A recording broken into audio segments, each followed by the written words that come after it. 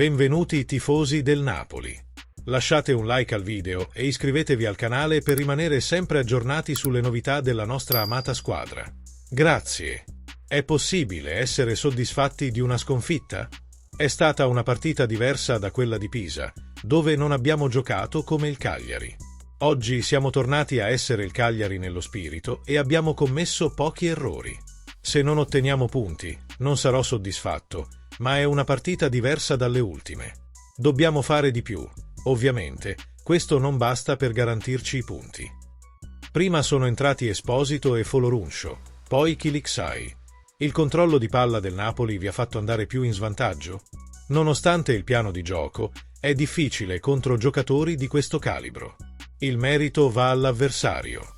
Far partire Folorunsho serviva a dare più lavoro a Kılıçdaroğlu e a offrirgli maggiore qualità in zona offensiva. È deludente perché anche all'andata abbiamo giocato bene, contro un Napoli pieno di giocatori di alto livello. Prenderemo gli aspetti positivi e ci concentreremo su questo rush finale. Sappiamo cosa serve per raggiungere il nostro obiettivo. Sei preoccupato per il rendimento della giovane squadra a fine stagione? Abbiamo iniziato bene.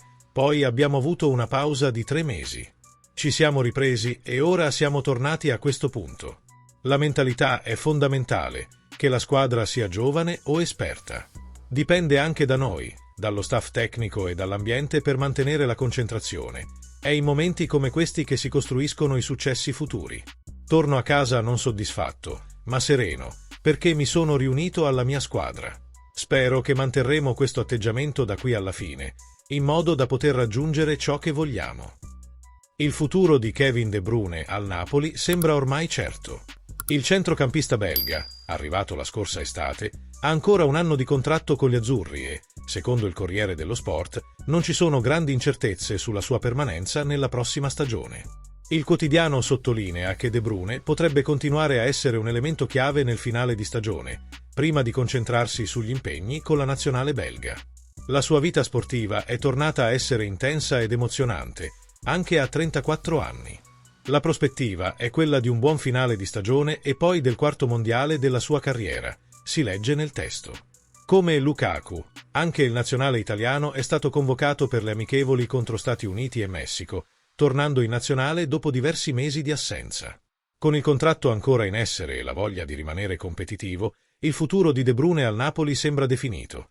Senza dubbio, solo la voglia di continuare a indossare la maglia azzurra. Qual è la tua opinione, tifoso del Napoli? Metti un like al video e iscriviti al canale. Forza Napoli sempre!